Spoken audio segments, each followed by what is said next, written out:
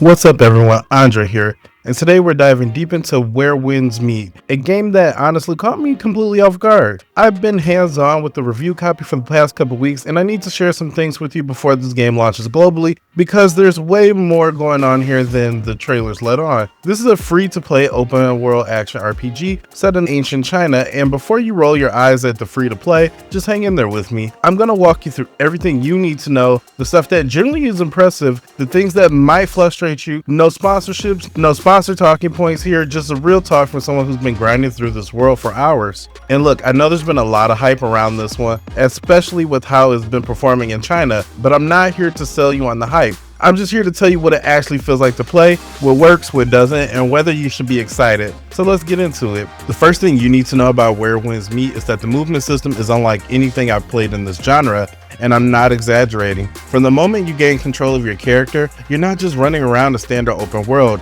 You're leaping 20 feet into the air, dashing across gaps that would be invisible walls in other games, running straight up buildings, and honestly, it feels incredible. This isn't like Assassin's Creed where you're looking for specific handholds. You can scale pretty much any surface. See that massive wall? Run right up it. See that building across the street? Leap dash midair to reach it. The game gives you this freedom right from the start, and it fundamentally changes how you approach exploration. I found myself constantly looking for creative routes to reach objectives, not because the game forced me to, because it's generally more fun than taking the obvious path. Later on, you unlock crazier abilities. There's this one skill where you can run across water, which isn't just a cool visual trick. It opens up entire sections of the map, and there's actual challenges built around it. Then there's another move that I wish I could show you the look on my face the first time I used it, where you launch yourself into the sky and basically fly for a solid chunk of distance. It's not quite like a glider, it's more like propelling yourself through pure martial art magic, and it looks absolutely sick. The thing is, the movement system isn't just flashy, it's practical. Fast travel exists, sure, but I barely use it because getting around is half the fun. When you're parkouring across rooftops in the city of Keflavich, chaining dashes and wall runs, it feels skillful. There's actually timing involved. You're not just magnetized surfaces. If you miss time a jump, you're falling, and it just keeps it engaging. What really impressed me is how the movement in combat, you're not locked into a ground-based fighting system. You can leap away from danger, reposition midair, and come crashing down with aerial attacks. It makes every encounter feel dynamic in a way that most action RPGs just don't achieve. You're not just dodging from left to right, you're using three-dimensional space, and once you get comfortable with it, you feel like an absolute martial arts legend. Now let's talk about the combat, because this is where Winds Meet is going to draw a lot of comparisons. And honestly, some of them are fair. If you play Sekiro, you immediately recognize the parry system. Enemy attacks have specific timing. You need to deflect them, and getting the timing right opens enemies up for devastating encounters. That core loop is here and it works. But here's where it diverges. Unlike Sekiro where you're constantly parrying or you're dead, Where Winds Meet gives you more options. You can hold block to reduce incoming damage, which is your safe options, or you can time your parries for the perfect deflect. It's a risk versus reward system that lets you engage at your own pace. When I first started, I was blocking everything, taking chip damage, but staying safe while I learned enemy patterns. As I got more confident, I started going for parries more aggressively, and that's where combat really clicked. The rhythm is different from Sekiro too. It's faster in some ways, slower in others. You're managing your position, your weapon choice, and your mystical abilities, and you're parrying timing all at once. It feels overwhelming at first, especially if you're fighting multiple enemies, but once you get the flow, it's generally satisfying. What surprised me the most is how much build variety affects the combat feel. This isn't just a cosmetic difference. Your weapon choice completely changes your move speed, your range, your combo potential, and how you approach fights. I'll get into the weapons more in a second, but just know that the combat isn't just one note. You're not locked into a single playstyle. One thing I do need to mention, and this might bother some people, is that the difficulty can feel inconsistent. Some regular encounters feel more challenging than other boss fights, which is a little weird. I'm not sure if it's intentional design or the balancing is still being tweaked, but it broke immersion a few times when I struggled more with the random group of bandits than I did with the named enemy in story encounter. This is huge. Where Winds Meet has 7 weapon types, and they're not just for stat kicks. Each one fundamentally changes how you play. You've got your standard one-hand sword, dual blades for speed, spears for range, but then it gets a little interesting. There are blade fans, which might sound ridiculous, but they're actually a support-focused weapon with healing abilities. If you're playing co-op, you can generally play a healer role with these. Then there's an umbrella, which is surprisingly range, and the moveset feels almost like casting spells. If you ever wanted to play a magic user in a martial arts game, the umbrella is your weapon. Each weapon has its own skill tree, its own combo, and its own special attacks that you unlock over time. And here's the thing, you can equip 2 weapons and then swap them on the fly. So you're not committing to one playstyle for your entire run. You can bring high damage weapon for bosses and a crowd control weapon for groups, or you can bring fans for the self-healing alongside your DPS weapon. What I loved about this system is that it rewards experimentation. The game encourages you to try different combinations, and then there are even martial arts schools where you can join based on your weapon choice to learn exclusive techniques. I spent probably too much time testing different weapon pairings, and honestly, that's a good problem to have. It means that there's some depth here. The downside, the learning curve for each weapon is real. They're different enough that you're switching from, say, to spear feels like learning a combat all over again. Your timing changes, your range changes, your combo changes. For some people, that's exciting. For others, it might feel a little too much. I fall somewhere in the middle. I appreciated the depth, but I also felt pressured to pick a main weapon to stick with it, which kind of goes against the freedom of the other system that it offers. Here's something I didn't expect. Whirlwind Meat has this mechanic called the insight points, and it's basically a slow motion window that triggers right before you get hit. If you're about to take damage, time slows down, giving you a chance to still pull off a parry or a dodge. You only have a few of these. They recharge slowly, you can't spam it, but it's there as a safety net. At first I thought this was going to make the game too easy, but in practice it's actually a smart accessibility feature. If you're learning a boss moves, insight points give you breathing room to study their attacks without getting completely destroyed. For experienced players, you can turn it off completely if you want that pure unforgiving challenge. What I appreciate is that the game gives you the option. There are multiple difficulty modes and they only affect single player. If you're playing solo and you just want a chill experience, you definitely can. If you want to get wrecked, you also can. And more importantly, none of these affect multiplayer balance, which is a smart design. Everyone is on equal footing PvP and co-op dungeons. This might seem like a small thing, but it shows that the developers understand their audience isn't huge. Some people want this Dark Souls difficulty, some people just want to feel like a cool martial arts hero. Whirlwind Meat tries to accommodate both and mostly succeeds. Let's address the elephant in the room. Whirlwind Meat is free to play, and in 2025, that phrase comes with a lot of baggage. We've all been burned by predatory monetization, play to win nonsense, and games that feel designed around extracting money rather than being fun. It's the reality. Whirlwind Meat's monetization is cosmetic only. You can buy skins for your character, you can buy mounts, and there's a season pass system, but none of it affects the gameplay. So there's no weapon gotcha, there's no stamina system, there's no pay to win stats. Everything matters, all the content, all the weapons, all the progression is available. I was skeptical at first. I went into this expecting to hit paywalls, to feel pressure to spend money, but after a few dozen hours, I never felt that. The game respects your time in a way that a lot of premium games just don't. So there's no artificial grind designed to push you towards microtransactions. So now there's a game pass, so yeah, it offers cosmetics and some quality of life items, but it's optional, and honestly the free track gives you plenty. If you're someone who refuses to engage with any form of microtransaction, you can completely ignore the shop and just have a full experience. The reason that this matters is at a barrier to entry. You can download this game, play it through the entire campaign, experience all the mechanics, and decide if you want to spend a single cent. That's huge, especially for a game this is ambiguous. I've spent $60 for games that offer less content than what Whirlwind Meat gives you for free. With that being said, I do think some people will be awed by the mere presence of a cash shop. And I get it, if you prefer the simplicity of paying once for owning everything, this model might feel wrong to you. But judged purely on this implementation, this was one of the better examples of free to play that I've seen in RPG space. Whirlwind Meat is marketed as an open world RPG, but it's got a strong, massive multiplayer online DNA. And depending on your preference, that's either exciting or concerning. Let me break it down on how it actually works. You can play the entire game solo. The main story, the side quests, all of it is fully accessible as a single player experience. But layered on top of that is a robust multiplayer system. You can invite friends into your world to help them with dungeons, boss fights, or just mess around with the open world. There's matchmaking for activities if you don't have friends playing, and there's an option to enable global multiplayer, which makes the world feel populated with other players running around. Playing solo felt like a traditional open world. I had my own space, my own pace, and no pressure. Turning on multiplayer gave the world a different energy. Seeing other players parkouring across rooftops, dueling in the street, forming groups for dungeoning, it felt alive in a way that single players couldn't replicate. The co-op dungeons are legitimately fun. They're designed for groups with mechanics that encourage teamwork.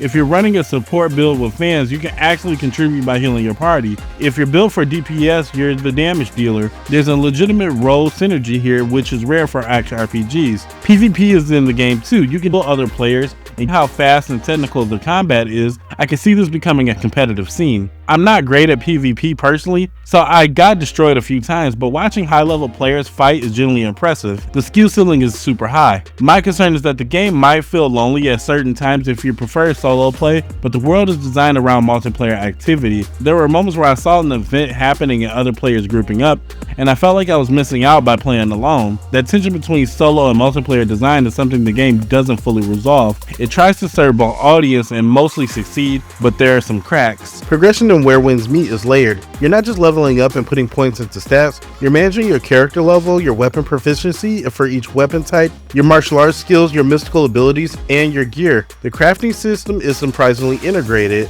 When you open your inventory, you can see materials you need for upgrading, and importantly, the map shows you where to find those materials. So if you need a specific resources, you're not Googling it or wandering aimlessly. The game tells you where to go. This sounds simple, but it removes so much friction from the crafting loop. I found myself naturally upgrading gear as I explored. I had to be heading to a quest marker, see a material node on the way, grab it, and then boom, I've got what I needed for an upgrade. It feels organic rather than forcing you to stop and farm. Of course you want to min-max you obviously can farm specific areas, but it's not required for normal progression. The gear in this game matters. It's not just boosts. Different armor sets have different perks, different visual styles, and different weight classes that affect your movement and dodging. Light armor keeps you mobile but fragile.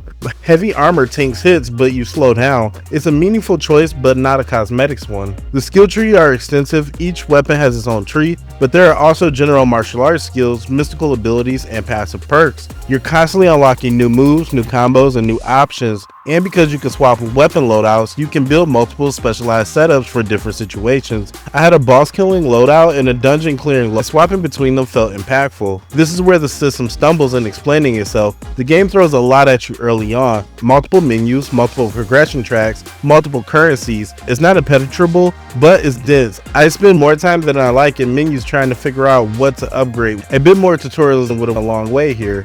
The setting is in 10th century China during the 5 dynasties and the 10 kingdom period. That historical backdrop provides a lot of political intrigue, conflict, and moral ambiguity that feeds into the story, but more importantly, it gives the world a distinct identity. The cities are massive. The main city hub is sprawling. Every building is accessible, which is wild. You can enter shops, homes, and back alleys, underground areas. There's verticality everywhere, and because of the movement system, you're encouraged to explore every nook. I found hidden quests, secret loot, environmental storytelling, all just by looking around. They're more interactive than I expected. You can have a full conversation, use a chat system, or the NPCs are more interactive than I expected. You can have a full conversation using chat systems, or you can engage in a mini game where you trash talk them. Why? I have no idea, but there it is. There are also dynamics in events where NPCs get attacked, or merchants set up shop or set up street performers to draw a crowd, which are 3 levels of reactivity, but it's enough to make the world feel alive. One thing that really stood out to me is the contrast within the city. You have wealthy districts that ornate architecture and luxury goods, and right next to them are slums with poverty and desperation. The duality isn't just visual, it's reflecting in the quest and the NPC stories that you uncover. It gives the world weight and makes it feel way more than just a video game backdrop. The wilderness areas are equally impressive as well. The starting region is a huge open plain forest, rivers, mountains, and hidden caves. The map is over 20 kilometers of expandable space and is packed with contents. I'm dozens of hours and still new locations. And day and night cycles add to the immersion. Storms roll in and affect the visibility. Nighttime makes certain areas dangerous, revealing hidden paths or events. It's not revolutionary, but well executed. My only critique is that sometimes the world feels a bit too busy. There's content everywhere, icons on the map and popping up, NPCs shouting for your attention. If you're someone who gets overwhelmed by open world bloat, this might stress you out. Personally, I did appreciate having lots to do, but I also can see it being too much for some players. One thing that sets Where Winds Meet apart from other action RPGs is the commitment to the architectural authenticity. This isn't just superficial coat of paint. The developers at Everstone Studios did research, visiting historical sites, consulting museums to recreate this period of Chinese history as possible. The attention to detail is very evident. The clothing, the weapons, the architectural spaces, they all feel grounded in researches rather than generic fantasy. Even the soundtrack uses traditional Chinese melodies. It creates an atmosphere that feels most respectful and genuine. What I appreciate about this game is it doesn't over-explain itself to Western audiences. It trusts you to engage with the culture on its own terms. There's no hand-holding, no constant exposition about how this world works. You learn by exploring, by talking, by experiencing the story. The immersion in a way that cultural tourism games aren't often. That being said, if you're not familiar with Chinese history, there might be a learning curve. The names, the factions, the political structure, it can be absorbed, but honestly, that's a part of the appeal. It's refreshing to play something that doesn't cater to the lowest common denominator. Beyond combat and exploration, Where Winds Meet is packed with side activities, and I mean packed. You can participate in wrestling tournaments, compete in archery challenges, perform shadow theory shows, play a doctor and diagnose illnesses, pickpocket NPCs, steal horses, fish, and probably dozens of other things I haven't discovered yet. Some of these are substantial. The wrestling minigame has its own mechanics and controls. You're not just pressing a button to win, you're timing throws, managing stamina, reading your opponent. It's a full-fledged side activity with rewards and progression. Being a doctor is another deep system. You can learn medicine, diagnose patients, treat their injuries and illnesses. In multiplayer, this actually has utility. You can help other players who are sick and injured, which is actually a cool social element. It's not just a throwaway feature. The archery challenges remind me of the best parts of the Horizon or Assassin's Creed. You're shooting targets under specific conditions and it tests your aim and timing. It's simple but it's satisfying. What I like is these activities feel integrated to the world. You're not just teleporting to a minigame area, you're finding a wrestling ring in town or meeting an NPC who challenges you to a shooting content. It's so refreshingly organic. The downside is that so many systems competing for your attention, it's easy to feel scattered. Do I focus on the main story? Do I focus on the side quests, crafting, minigames, multiplayer events? The game throws everything at you at once and expects you to prioritize. For completionists, this might be heaven. For people who just want to focus on experience, it might be Where Winds Meet doesn't hold your hand. From the jump and throw systems at you, combat mechanics, weapon types, crafting, progression trees, mystical abilities, multiplayer options, side activities, it's a lot to process, especially within the first few hours. The tutorial does its best, but it's still overwhelming. I found myself pausing frequently to check menus, reload tooltips, and figure out how this thing worked. That's not necessarily bad, but I like games that respect my intelligence and let me figure things out. But if you're someone who wants clear step-by-step guidance, this might frustrate you. Combat in particular has a steep learning curve. Getting comfortable with the parry timing, understanding which attacks can be deflected versus dodged, managing your insight points, swapping weapons mid-combo, it all takes so much practice. I died a lot early on, not because the game was unfair, because I was still learning. The exploration mode is another layer of complexity. You can choose between guided mode, which gives you clear markers and directions, or exploration modes, which give you vague hints and expects you to figure things out. I tried exploration mode at first and spent way too much time wandering aimlessly. Eventually I switched to guided mode just to make progress, but I felt a bit too defeated doing it. What I respect is this game trusts you to engage with its depth. It doesn't simplify itself to appeal to everyone, but that design philosophy alienates casual players.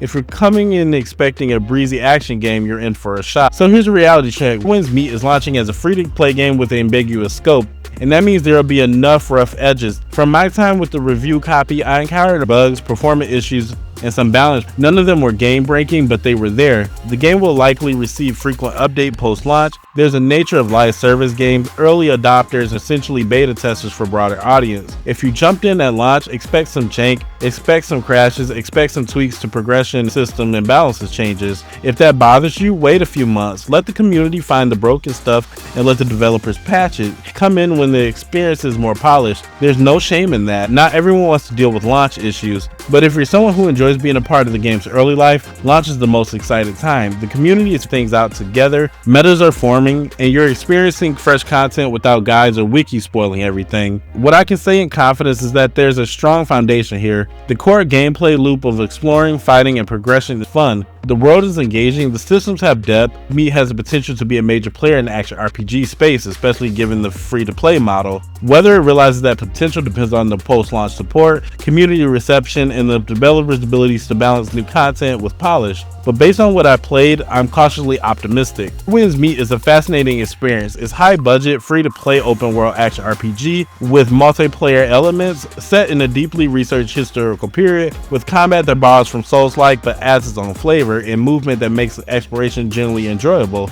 There's a lot of moving parts and somehow it mostly works. Is it perfect? No. The learning curve is steep, the performance requirements are high, the sheer amount of content can feel overwhelming, and the live service models mean you're committing to a game that will change over time for better or for worse.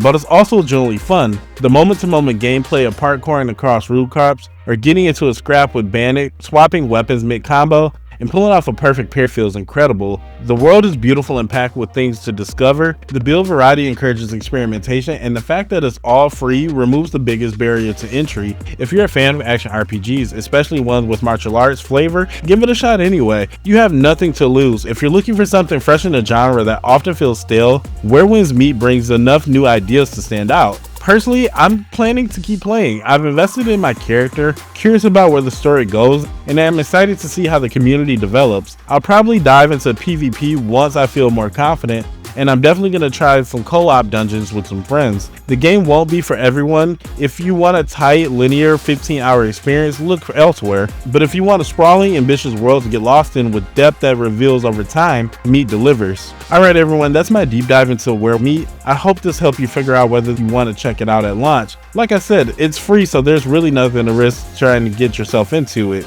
If you enjoyed this video, do me a huge favor and hit the like and subscribe button. I put a ton of time into these deep dives, and subscriber support helps keep this channel going. I've got more reviews and thoughts gaming coming up your way, so stick around if you want more of this. I also stream regularly on Twitch, so if you want to come hang out, link is in the bio. AndreTheAlpha. Until next time, stay safe, stay smart, and stay alpha.